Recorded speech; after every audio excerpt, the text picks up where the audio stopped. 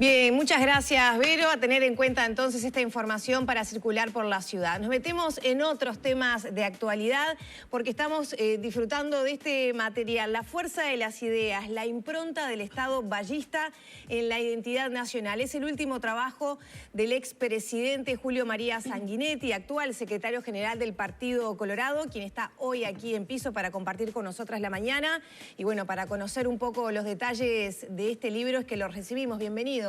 ¿Cómo anda? Encantado, muy bien, muy bien, muy bien. Además, bueno, saliendo de un libro uno se siente contento, feliz. ¿no? Siempre es como un nacimiento. ¿Por qué este libro en este momento de gobierno de coalición, donde a veces parece difícil ver, dialogar, convivir ideas quizás más de liberalismo conservador, más del herrerismo con la concepción más reformista del vallismo, ¿no? Pero eso, ¿es necesario este libro? Eso es lo importante. ¿En este momento? Yo diría que en cualquier momento es importante una definición de un partido. En nuestro caso, empecé circunstancialmente, porque el Ceres me habían pedido una conferencia. Ajá. Después al final nos hicieron, era una el Frente, otra el Partido Nacional, otra nosotros. Pero yo empecé a hacer un esquemita, después lo llené, terminé en 300 páginas. Y no hice la historia del Partido Colorado, no es eso. Son las ideas fuerza que motivaron al partido, la impronta que le dio el Estado, de los 2 siglos de vida republicana, 2/3 están vinculados a las ideas del Partido Colorado, eso que tantas veces se dice el Estado vallista, ¿no, verdad? Don Pepe algunas ideas no logró transmitirlas al ADN, ¿no? Como el colegiado, por ejemplo, ¿no? Que lo planteó en el año 13 y fueron 50 años de ir y venir, y al final nuestra generación vallista ya abandonamos el colegiado. Pero no las ideas fundamentales del republicanismo laico, la laicidad, el feminismo, la seguridad social, nuestro concepto de política exterior, en fin, todo eso. Y lo que es el Estado vallista, siempre discutido, desde un lado o desde el otro. Y bueno, esas son las ideas fuerzas del libro. Lo vamos a presentar el próximo martes en el Radisson, en un diálogo con Caetano y con Garcés, un politólogo y un historiador. Como ninguno de los dos es colorado, mejor, así espero que no se aburran los que vayan, porque es libre la entrada, por favor. Y las ideas fuerzas son esas, ¿no, verdad? Los capítulos son eso, vuelvo a decir, aún el del colegiado, ¿no? Pero luego están los debates que alguna gente me lo señaló y me dice, bueno, pero te vas a pelear demasiado con los blancos. Digo, no, el libro no es para polemizar, pero no puede ignorar las polémicas. Bueno, ahora, por Sanguinetti, eso, no puede ignorar las polémicas. ¿Es una manera de acercarse, tal vez los más jóvenes, a las esa es la idea. Ideales vallistas? ¿O hay que ser un experto y conocer mucho de la historia del país para poder entender el libro? Está pensado en los jóvenes. Bien. Porque hay un libro histórico que se llama Valle del Vallismo, que es un libro así de 1000 páginas. Ni los jóvenes ni los viejos leemos hoy 1100 páginas, ¿no? Excepcionalmente. Entonces, mi idea fue esa, porque era la idea original, qué quiere decir el vallismo, cuáles son sus ideas, ¿no? Y bueno, esto ha costado grandes debates. Y muchas de esas cosas es muy importante tener en cuenta de dónde vienen, cómo se han desarrollado, qué es lo que hoy el país tiene que a veces genera debates, ¿no? Bueno, y justamente, ¿cómo convive eso hoy dentro del gobierno de coalición? Donde a veces son aspectos muy antagonistas, porque estamos hablando de cuestiones de laicidad, de cuestiones de concepción ideológica del mundo. Hablamos, reitero lo que decía al principio, ¿no? Herrerismo, liberalismo más conservador, con otra postura que quizá a veces nos cuesta reconocerla porque justamente está en el ADN, ¿no? del uruguayo. ¿Cómo convive eso hoy dentro del gobierno de coalición? Bueno, yo diría que convive bien. ¿Por qué convive bien? Porque para empezar, nuestro presidente asumió el rol de articular una coalición. Él había sacado 29%. El resto lo pusimos los demás. Y él asumió eso. Su campaña no fue una campaña ideológica. El único que estaba en los retratos era Aparicio Saravia. Después más nadie. O sea, no había las referencias históricas o a la carga ideológica del viejo herrerismo, digamos, ¿no? Entonces, ¿qué ocurre? El Estado vallista es un Estado socialdemocrático, para utilizar la expresión europea, o liberal progresista para usar la expresión norteamericana. Ese Estado lo puede administrar un socialista o lo puede administrar un liberal. Pero su esencia no la ha cambiado ninguno. Ese es el mérito de esa construcción. Porque el doctor Vázquez llega al gobierno, bueno, que vamos a sacudir esto y lo otro. Y luego no se sacudieron las estructuras, gobernó adentro de ese Estado. Bueno, la calle Padre era más ideológico, ¿no? Obviamente, y la calle Pou es menos ideológico. En consecuencia, articuló una coalición con facilidad, porque no está planteando el replanteo de ninguna de esas cosas, ¿no? No está replanteando privatizar las empresas públicas, por ejemplo, digamos, ¿no? Bueno, hay quienes sostienen que sí, pero de una manera más sutil. Más sutil. OCE, por ejemplo, con el proyecto Neptuno, algunos negocios de ANCAP. Mire, eso es un debate, Antel, con la venta es un debate muy computadora. interesante. Es un debate muy interesante. Frente a las empresas públicas es una larga construcción del Partido Colorado, que empieza, digamos, con el Banco República, que es la primera empresa comercial del Estado, en la primera presidencia de Valle, que venía un poquito de antes. Es una larga construcción, frente a la cual hoy hay tres actitudes. Todavía hay privatistas, ¿no? que todavía piensan que las empresas del Estado deberían dar paso a estructuras privadas o asociadas con lo privado. En la otra punta está el Frente Amplio y el PCNT, digamos así, más que nada, que, como digo yo, 100 años después descubrieron el vallismo, pero todavía no entendieron que el vallismo es esencialmente reformista. Entonces, lo que Valle planteaba como un monopolio en 1905, el Banco Seguro, por ejemplo, que él lo quería en monopolio, hoy está en competencia. Y eso está bien, porque nuestra actitud hoy las empresas siguen siendo importantísimas al Estado uruguayo, como servicios y también como fuente de recursos. Pero hay que actualizarlas. Estamos en un mundo de competencia. O sea, ¿cuál sería la actualización de esa idea de monopolio vallista? Competencia, o sea, no monopolio, esa es la evolución. Pero además de la idea. tenemos la evidencia. Tenemos la evidencia. Al final de mi primera presidencia, nosotros autorizamos la entrada de lo que entonces se llamaba Movicom, ¿no? Que era una empresa norteamericana y que hasta el celular le decía Movicom. Tenés un Movicom, era un aparato espantoso. Y enseguida salió Ansel. Y se planteó ya la competencia en materia de teléfonos. Y luego, en el gobierno de Valle, se abren otras dos opciones más, y el país ha vivido la competencia en materia telefónica. Y eso es bueno. La empresa del Estado ha competido, y ha competido bien, y eso le hace bien a quien, al ciudadano, porque el tema no es vivir para la empresa, es vivir para que los servicios se presten del mejor modo posible. Y eso lo hemos visto también ahora con la famosa portabilidad numérica, ¿no?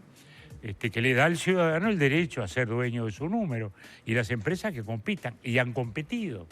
Y por eso mismo han bajado el precio de los contratos, lo cual es bueno para la gente. Este es un mundo más global que nunca, es un mundo competitivo, es un mundo en el cual tenemos que tener esa actitud.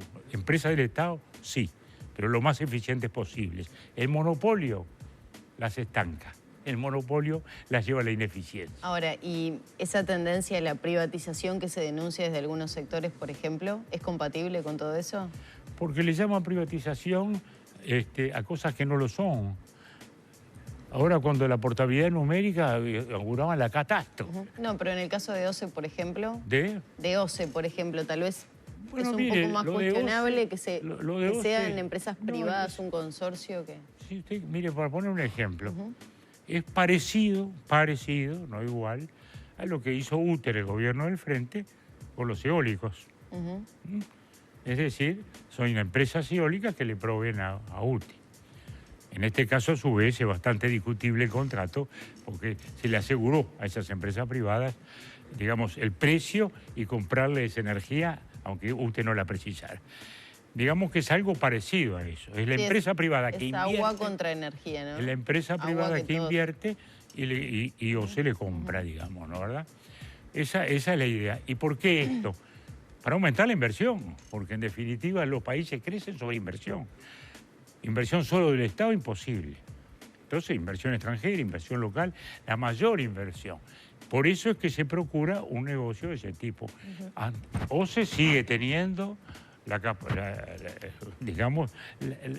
capacidad de vender. Yo no estoy de acuerdo tampoco con el monopolio que se estableció de OCE, ¿no? Para mí fue un error, porque si hubiera gente que viniera a vender agua, a sacar agua y venderla, bienvenida. Bueno, hubo mala experiencia en Maldonado, ¿no? Hubo mala experiencia en Maldonado. Sí, bueno, pero las malas experiencias se caen y puede haber buenas, ¿no? Pero siempre el Estado paga lo que pasa. Siempre paga el Estado. No siempre. El Estado paga a veces, sí. Mire las cosas que todavía estamos pagando de Casallago. Doctor, volviendo un poco al tema del libro, en este recorrido que se propone por las ideas fuerzas del vallismo, que están en la matriz, ¿no? del ser uruguayo y también de la concepción que tenemos de la vida y del Estado, ¿por qué el Partido Colorado, pese a ser el constructor de estas ideas, no viene dejando de perder votos o viene manteniendo y no pudiendo crecer electoralmente? Bueno, mire, eso ya es una explicación política, más compleja si se quiere. Nosotros, después del retorno a la democracia, tuvimos 3 gobiernos, el Frente tuvo 3 también, y uno al Partido Nacional y ahora una coalición. Y a nosotros lo que nos pasó fue, en el 2002 hubo una crisis, ningún gobierno sobrevivió a una crisis de esa magnitud, y ya estamos en un sistema de doble vuelta. Los sistemas de doble vuelta son dramáticos para el que no entra primero o segundo, ¿no? Y eso fue lo que nos pasó. Y después nos pasó que hemos tenido mala suerte, por decirlo de algún modo, con el proceso de renovación. Yo tendría que estar solo dedicado a estos libros, haber publicado 10 más, ¿no? ¿Qué se hizo mal en ese proceso de renovación? ¿Qué se hizo mal en ese proceso de renovación? Pienso en Bordaberry, pienso en Talvi. No que se haga mal o que se haga bien. Se lo digo claro, algo que hablábamos recién. El Frente Amplio, ¿cómo creció? Como una nostalgia del primer vallismo, que la vemos todos los días. Nosotros representamos el vallismo de 1910. Ustedes ya no, por supuesto que no. El vallismo de 1910, sus principios fueron fundamentales, pero sus recetas tienen que ser las del 2020, ¿no? El Frente se instaló, digamos, en eso. Cuando el Frente fue revolucionario no creció. Cuando, en cambio, aceptó las reglas, evidentemente, digamos, se creció sobre esa base. Y a nosotros no se nos dieron las circunstancias políticas adecuadas. Y después vuelvo a decir, tuvimos accidentes en el proceso de renovación, porque no logramos que se instalara definitivamente los 2 candidatos que tuvieron su liderazgo, caso Pedro y caso Talvi, y que hacen que algunos jóvenes hayamos tenido que salir. ¿Piensa en un retorno tal vez de Bordaberry a la política?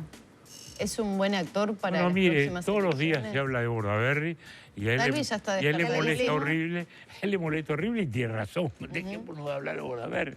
Ya definirá Bordaberry. Ojalá que sí, desde ya. Bueno, pero estamos en un año bisagra, ¿no? Ya el año que viene tendría que empezar a perfilarse. No hay bisagras. Estamos demasiado apurados. El Uruguay tiene una vieja enfermedad que es la cardiatitis, que no es endemia, no es epidemia, es endemia. ¿No? ¿Verdad? Se mantiene a lo largo de la historia. Sí, termina la elección y ya esa misma noche dicen cuál va a ser el próximo. Pasó ahora mismo. ¿Y qué rol va a cumplir usted ahora en Sanguinetti cuando actualmente es el secretario general del partido? ¿Tiene ganas de seguir? ¿Tiene ganas de seguir contagiando a las generaciones siguientes? Mire, mi rol es ese. Mi rol es ese. Mi rol es el debate de ideas, mi rol es escribir. Escribo a derecha e izquierda todo el tiempo. Escribo en La Nación en Buenos Aires, en El País acá, El Correo todos los viernes. ¿Pero piensa seguir ocupando ese lugar dentro del partido de secretario? No, secretario general en algún momento tendré que dejar, espero que me releven. Yo ahora crucé el desierto, digamos, y creo que lo cruzamos bien, con una vida institucional muy activa, hay una gran efervescencia del partido, había veces me parece un milagro, ¿no? Cuando no tenemos candidatos, hay bandada de muchachos todos los días. Y sin Bordaberry y sin Talvi, ¿quién se perfila como candidato? Sin Bordaberry y sin Talvi, ¿quién se puede perfilar como candidato? Bueno, eso ya veremos. Alguno va a crecer, digo yo, porque... Robert Silva. Llegará el momento de las elecciones. Hay gente. Gente, para el gobierno tenemos de todo tipo. Más viejos, medianos y más jóvenes. Ahora, para ser candidato ya es otra historia, ¿no? ¿Verdad? Claro. Y eso se verá quién es el que está en mejor posición para enfrentarlo, digamos, no el año que viene, el otro. Y en este sentido, permítame preguntarle, ¿cómo ve usted el desafío que tiene el Partido Colorado entonces, formando parte del gobierno de coalición, para que los logros, el aporte a este gobierno, digamos, colectivo, pueda también llevar agua para su molino, ¿no? En el crecimiento de figuras políticas, en el reconocimiento del aporte desde ese partido y no que quede disuelto en la coalición? Es verdad. ¿Cómo se va a trabajar en ese sentido? Es verdad, eso es muy importante. Primera cosa, los integrantes de la coalición nos va a ir más bien o menos bien en función de cómo le vaya al gobierno. Si al gobierno le va mal, discutiremos los despojos de la comida, pero no la comida en sí. Segundo lugar, nuestro partido tiene ese peso de tradición de gobierno que le lleva a actuar constructivamente, sin perfilismos, marcando siempre nuestras prioridades, con serenidad, como lo hemos hecho. Acá desde el primer día que hablamos con la ministra de Economía, le dijimos, tenemos la prioridad educativa, no se olviden, no vamos a discutir detalles que después vendrán. Entonces, ese es el sentido. Ahora luego, ¿qué va a pasar? Vuelvo a decir, si la coalición sale bien, votará bien los partidos de la coalición. Y ahí dependerán mucho, sí, de cómo los candidatos se instalan, de cómo los candidatos llegan, de cuál es el más creíble, de cuál es el que puede representar mejor lo que ha significado esa tarea, ¿no? Y yo creo que es muy importante por esto, porque estamos en un mundo, digamos, la situación internacional es la situación nacional, más que nunca.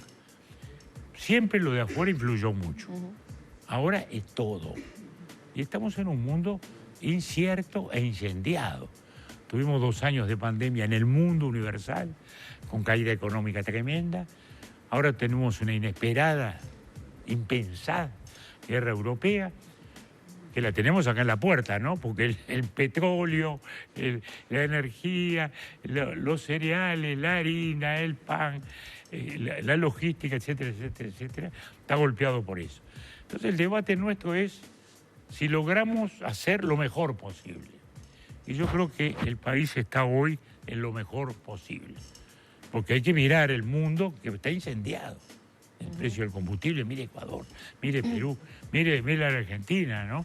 Que no tiene gasoil y trepa 50-60% su inflación, o quizás más, según dicen. El propio Brasil, que venía bastante estable y está en 12-13% de inflación. O sea, yo creo que hoy el Uruguay está cerca de lo mejor posible en este mundo. Y tenemos que mirar el mundo y no discutir solo ombliguistamente sobre nuestras pequeñas ambiciones o sueños, ¿no? Y el gran sueño es justamente atravesar este periodo de tanta incertidumbre con el país estable, con el país creciendo, se está logrando, con un país que logre recuperar el empleo, se viene recuperando, y que pueda procesar las transformaciones imprescindibles en la educación, en la seguridad social, en el desarrollo científico. Y creo que eso es al final del día lo que va a contar en el momento de la elección y en el momento de renovar los mandatos hacia el futuro. Brevemente, estamos en pleno periodo de discusión de rendición de cuentas, fue 2 veces presidente. ¿Cómo lo ve? ¿Cómo lo analiza, por lo menos con estos primeros números que están sobre la mesa? Mire, lo veo muy bien, porque, vuelvo a decir, el manejo económico ha sido muy bueno, el mejor posible. Vuelvo a la expresión. porque en abstracto uno puede decir estamos bien, no quiere decir nada. Caímos 6% el primer año.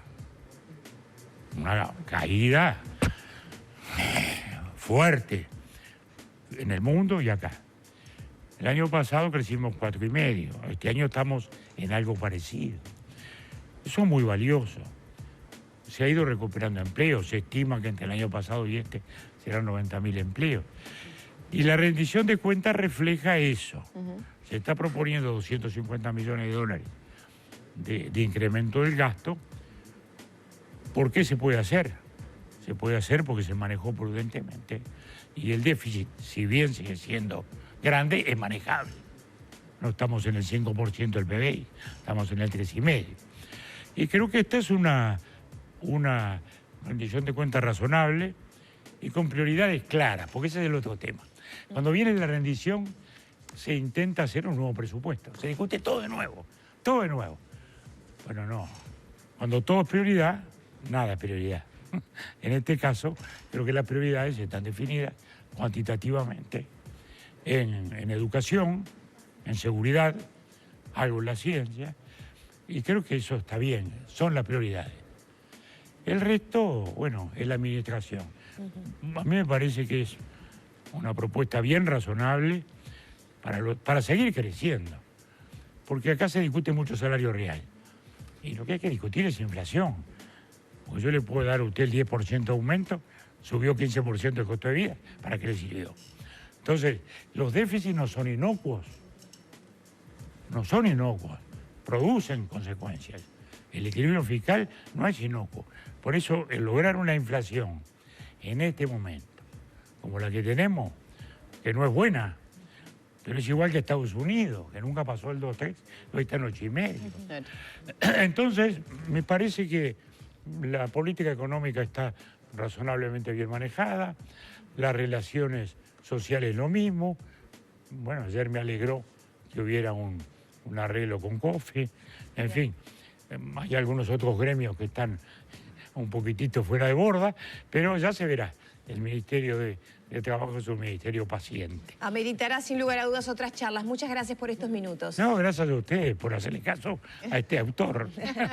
Cerramos por aquí entonces el diálogo con el expresidente y secretario general del Partido Colorado, Julio María Sanguinetti.